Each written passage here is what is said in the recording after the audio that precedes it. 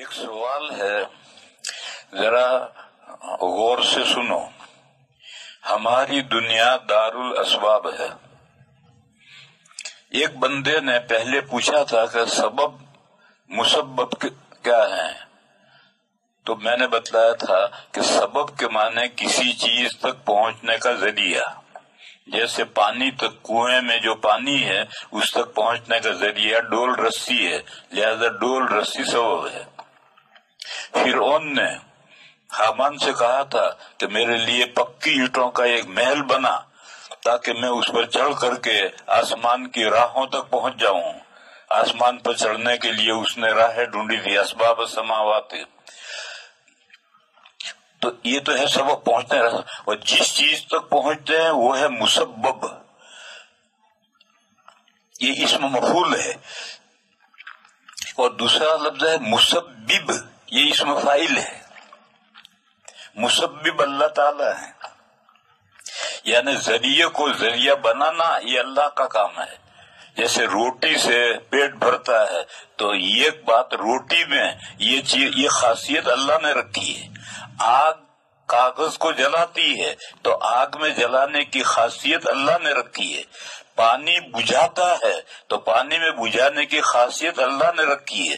تو مسبب اللہ ہے، اور مسبب یہ پیٹ شکم سیر ہو جانا، کاغذ کو جلا دینا۔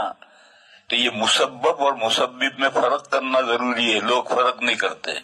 اسی طرح سے معجزہ جیم کے زیر کے ساتھ ہے، معجزہ کے اسم فاعل واحد مؤنث ہے، یعنی عاجز کرنے والا، لیکن لوگ جیم کے زبر کے ساتھ معجزہ بولتے ہیں۔ یہ معجزہ غلط ہے۔ جیسے لوگ خلیفہ کو مجاز کہتے ہیں، یہ مجاز غلط ہے۔ مجاز تو حقیقت کا مقابل ہوتا ہے۔ یہ تو اجاز اجازتن سے مجاز اسم مفعول ہے۔ بہرحال یہ جو اسباب ہیں، یہ جو دنیا ہے، اسباب و مسببات کا مجموعہ ہے۔ یہ مسببات، ان اسباب کو اسباب اللہ نے بنایا، تو اللہ مسبب ہیں، اور یہ اسباب سے جو چیز پیدا ہوگی وہ مسبب ہے۔ تو یہ دنیا اسباب و مسببات کا مجموعہ ہے۔ یہاں ہر چیز سبب کے تحت میں وجود میں آتی ہے، یہ تعبیر ٹھیک نہیں۔ یہاں ہر چیز سبب کے تحت میں وجود میں آتی ہے نہیں، بلکہ اس دنیا میں جتنی چیزیں وجود میں آتی ہیں ان کا کوئی نہ کوئی سبب ہوتا ہے۔ یہ اسباب و مسببات زنجیر ہے جس میں جکڑے ہوئے ہیں۔ اس دنیا کی ہر چیز سبب اور مسبب کی زنجیر میں جکڑی ہوئی ہے۔ اسباب کے تحت وجود میں آتی ہے نہیں، اللہ کے حکم سے وجود میں آتی ہے۔ مسبب الاسباب تو اللہ ہے، ان اسباب میں یہ جو مسبب کو پیدا ہونا ہے یہ تاثیر اللہ کی رکھی ہوئی ہے۔ تو کیا معجزات و کرامات بھی اسباب کے تحت کے وجود میں آتے ہیں؟ یعنی یہ جو کرامتیں ہیں اور معجزات ہیں ان کے بھی اسباب ہیں؟ حضرت شاہ ولی اللہ صاحب علیہ الرحمہ کہتے ہیں کہ ہیں، اسباب ہیں، تمام معجزات کے بھی اسباب ہیں۔ اور پہلے میں نے بتایا تھا کہ حضرت شاہ ولی اللہ صاحب کی ایک عربی میں کتاب ہے تعویل الاحادیث، اور اس کا اردو میں ترجمہ ہوا ہے۔ اس میں حضرت نے انبیاء کے معجزات کے اسباب بیان کیے ہیں کہ فلاں معجزہ اس سبب سے وجود میں آیا ہے۔ پھر کتابوں میں، علم کلام کی کتابوں میں لکھتے ہیں کہ یہ کرامتیں اور یہ معجزات خرق عادت ہیں، یعنی عادت کو پھاڑنا ہے۔ عادت کو پھاڑنا ہے یعنی عام طور پر جو اسباب ہوتے ہیں جن سے مسببات وجود میں آتے ہیں، ایسا نہیں ہے، کوئی دوسرا سبب ہوتا۔ میں مثال دوں، ایک 10 آدمی ہیں، ان 10 آدمیوں کے لیے 2 روٹیوں سے پیٹ بھر جائے، نہیں بھرتا۔ 2 روٹیوں سے ایک آدمی کا پیٹ بھرتا ہے، 10 آدمیوں کا نہیں پیٹ بھرتا ہے۔ لیکن کسی بزرگ کی کرامت سے یا کسی نبی کے معجزے سے 2 روٹیوں سے 10 آدمیوں کے نہیں 30 آدمیوں کے پیٹ بھر سکتا ہے۔ ایک حدیث ہے، نبی پاک صلی اللہ علیہ وسلم کا فاقہ ہے، فجر کے بعد حضور مجلس ہو رہی ہے، تشریف فرما ہے اور بیان کر رہے ہیں، اور جب کئی دن کا فاقہ ہو تو بولنے میں اس کا اثر پڑتا ہے۔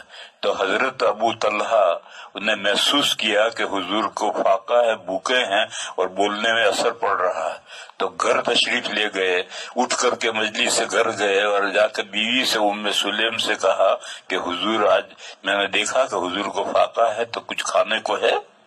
تو ام سلیم نے کہا کہ رات کی بچی ہوئی 2-3 روٹیاں ہیں۔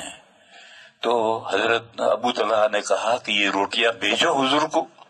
تو ام سلیم نے ایک اوڑھنی میں وہ روٹیاں باندھ کر، حضرت انس بچے تھے، ان کے گلے میں ایک کنارا باندھا لپیٹا اور ایک ہاتھ میں دیا تاکہ بچہ گرا نہ دے، اور کہا جا حضور کو دیکھ رہا۔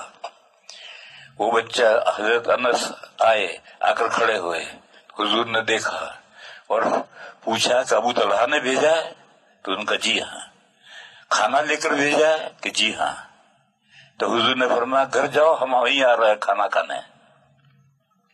اب وہ واپس ہو گئے اور حضور نے سارے بیٹھے ہوئے لوگوں سے کہا کہ چلو ابو طلحہ کے کھانا ہے، کھانے کے لیے چلو۔ انہوں نے گھر جا کر کہا کہ حضور تو سارا مجمع لے کر آ رہے ہیں۔ تو وہ بہت پریشان ہوئے اور انہوں نے بیوی سے کہا کہ ام سلیم حضور تو سب کو لے کر آ رہے ہیں اور ہمارے پاس تو بھائی اتنا ہی 2-3 روٹیاں ہیں۔ تو ام سلیم کا ایمان دیکھو، انہوں نے کہا کہ ہم نے کہاں بلایا ہے، حضور سب کو لے کر آ رہے ہیں اور ہمارے پاس جتنا کھانا ہے ہم پیش کر دیں گے، اور جن کو لے کر آ رہے ہیں تو حضور لے کر آئے ہیں، ہم نے تھوڑا بلایا ان کو۔ خیر حضور تشریف لے آئے سب کے ساتھ اور آ کر فرمایا کہ ام سلیم تمہاری جو روٹیاں ہیں اس کو چور دو۔ چور دیا۔ پھر کپی لائے، اس میں گھی تھا، تو فرمایا کہ اس پر گھی ڈال دو، سارا گھی ڈال دیا۔ فرمایا اس کو مل دو، ملیدہ بنا دو، بنا دیا۔ بڑی لکڑی کے کٹورے میں یہ سب ملیدہ بن گیا 2-3 روٹیوں کا۔ پھر حضور نے فرمایا کہ 10 آدمیوں کو بلاؤ، وہ آئے، انہوں نے کھایا پیٹ بھر کر کے چلے گئے۔ پھر دوسرے 10 آئے، انہوں نے پیٹ بھر کے کھایا۔ پھر تیسرے 10 آئے، انہوں نے پیٹ بھر کے کھایا۔ پھر بھی اس میں کھانا بچا رہا، پھر گھر والوں نے اور حضور نے کھایا۔ تو 2 روٹیوں سے 3 روٹیوں سے تو 30 آدمیوں کا کھانا بھر جاتا ہے۔ تو عادتاً تو نہیں بھرتا، پھر یہ کیسے پیٹ بھر گیا 30 آدمیوں کا؟ حضرت شاہ ولی اللہ صاحب نے لکھا کہ عالم مثال میں کھانے میں برکت ہوئی ہے اور کھانے میں اضافہ ہوتا چلا گیا، اور لقمہ اٹھانے والا اٹھاتا ہے اتنا ہی نیا پیدا ہو جاتا ہے، عالم مثال میں پیدا ہو جاتا ہے۔ اور عالم مثال میں کیسے پیدا ہوتا ہے اس کا بھی ذکر ایک حدیث میں آیا ہے۔ ایک مرتبہ کچھ مہمان آئے ہوئے اور طریقہ یہ تھا کہ جس کے گھر جتنے کی گنجائش ہے اتنے مہمان اپنے ساتھ لے جاؤ۔ اگر ایک کا کھانا ہے تو ایک مہمان لے جاؤ، تو 2 مل کر کھانا کھا لیجیے۔ 2 کا کھانا ہے تو 1 لے جاؤ تاکہ 3 مل کر کھانا کھا لو۔ اس دن نبی پاک صلی اللہ علیہ وسلم اپنے گھر 10 مہمان لے گئے اور حضرت ابو بکر صدیق نے 3 مہمان اپنے گھر بھیجے اور خود نہیں گئے۔ مغرب کے عرب میں کھانے کے 2 ٹائم تھے، ناشتہ فجر میں چائے ناشتہ کچھ نہیں ہوتا تھا، پہلا کھانا 11 بجے کھاتا تھا، یہ غدا کہلاتا تھا، اور دوسرا کھانا مغرب کے بعد کھایا جاتا تھا، وہ عشاء کہلاتا تھا، بس 2 ہی کھانے ہوتے تھے۔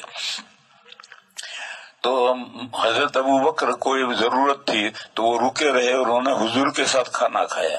مہمان ابو بکر کے گھر گئے، گھر میں گھر والوں نے کھانا پیش کیا تو انہوں نے کہا کہ نہیں، جب ہم حضرت ابو بکر آئیں گے تو ان کے ساتھ کھائیں گے، اکیلے نہیں کھائیں گے۔ وہ بیٹھے رہے، یہاں حضور نے کھانا کھا لیا، پھر عشاء کی نماز پڑھی، عشاء کی نماز کے بعد بھی رکے، کافی دیر کے بعد گھر گئے تو ابھی مہمان بیٹھے، انہوں نے کھانا ہی نہیں کھایا۔ تو حضرت بہت غصے ہو گئے کہ تم نے اب تک کھانا نہیں کھلایا۔ تو گھر والوں نے کہا کہ ہم نے کھانا تو پیش کیا تھا، مگر انہوں نے تو کہا کہ حضرت آئیں گے تب ہم کھائیں گے۔ تو حضرت کو غصہ آیا تو حضرت نے غصے میں قسم کھا لی کہ میں کھانا نہیں کھاؤں گا آج۔ تو ان مہمانوں نے بھی قسم کھا لی کہ ہم بھی کھانا نہیں کھائیں گے۔ اب ساروں نے قسم کھا لی۔ تو جب مہمانوں نے قسم کھا لی تو حضرت ابو بکر ڈھیلے پڑے اور اپنی کہا کھانا لاؤ میں کھاتا ہوں۔ دیکھو کوئی قسم کھا لے پھر قسم کھانے کے بعد میں اگر یہ سمجھ میں آئے کہ میں نے نامناسب قسم کھائی، اس قسم پر مجھے برقرار نہیں رہنا چاہیے، تو قسم توڑ دو، اس کا کفارہ دو۔ تو حضرت ابو بکر نے قسم توڑ دی، کیونکہ حضرت ابو بکر نہیں کھائیں گے تو مہمان بھی نہیں کھائیں گے، اور یہ نامناسب بات ہے، تو مہمانوں کو کھلانے کے لیے انہوں نے قسم توڑ دی، اور قسم توڑ دی، اس کا کفارہ دے دیں گے۔ بہرحال قسم توڑ دی۔ اب مہمان یہ طالب علم ہیں، مہمان ہیں، ابو بکر ہیں، حضرت ان کے لڑکے عبد الرحمان ہیں، اور دوسرے گھر والے ہیں۔ عرب میں حجاب پردہ نازل ہونے سے پہلے گھر کے افراد، عورتیں مرد سب ایک ساتھ کھاتے تھے، مہمان اور گھر کی عورتیں سب مل کر کھاتے تھے۔ یہ تو جب پردہ نازل ہوا تب عورتیں پردے میں کھانے لگی، اور محارم کے ساتھ تو گھر کی عورتیں محارم ایک ساتھ کھائیں گے، بھائی بہن وغیرہ مل کر ساتھ میں کھائیں گے۔ تو حضرت کی اہلیہ ام رومان بھی کھانے میں ہیں، تو کھانا کھا رہے ہیں، تو جتنا کھاتے ہیں کھانا بڑھتا ہے، جتنا کھاتے ہیں کھانا بڑھتا ہے۔ تو حضرت ابو بکر نے کہا کہ اے بنت فارس، تو دیکھتی نہیں ہے کہ کھانا تو کم ہونے کے بجائے بڑھتا جا رہا ہے؟ تو بیوی نے کہا کہ پہلے سے تگنا ہو گیا ہے کھانا۔ بہرحال سب نے وہ کھا لیا، اور کھانا تو ویسا کا ویسا ہی ہے۔ تو پھر وہ کھانا حضور کے ہدیہ بھیج دیے، تو حضور کے یہاں تو سارے مغرب کے بعد کھا چکے تھے، تو وہ کھانا وہاں رکھا رہا۔ دوسرے دن کچھ ایک وفد آیا تھا ایک قبیلے کا، تو ان وفدوں کو یہ کھلایا گیا۔ تو اب یہ کھانا تھال میں کھانا ہے، اب سب بیٹھ کر کے لقمے لے کر کھا رہے ہیں، اور کھانا بڑھ رہا ہے۔ یہ عالم مثال میں سے مثالی طور پر کھانا بڑھتا جاتا ہے، یہ بھی ایک سبب ہے۔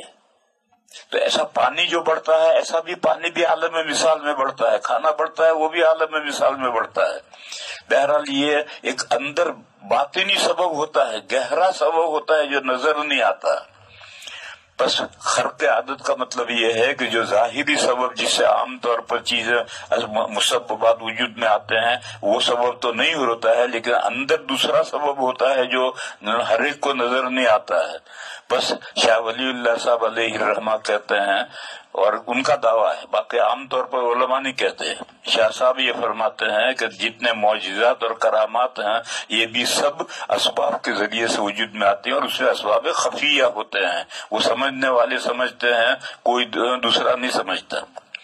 ایک مثال دوں میں، حضرت عیسیٰ علیہ السلام بغیر باپ کے پیدا ہوئے، صرف ماں کے نطفے سے پیدا ہو گئے۔ کیسے پیدا ہو گئے؟ اس لیے پیدا ہو گئے کہ مرد کے نطفے میں جرثومے میں ہوتے ہیں، اور عورت کے نطفے میں خلیے ہوتے ہیں۔ یہ جرثومے میں خلیے میں جاتے ہیں تو بچہ کا حمل ٹھہرتا ہے۔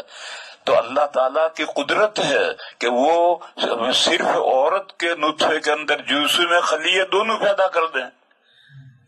تو اللہ کی قدرت کے لیے کیا چیز مشکل ہے؟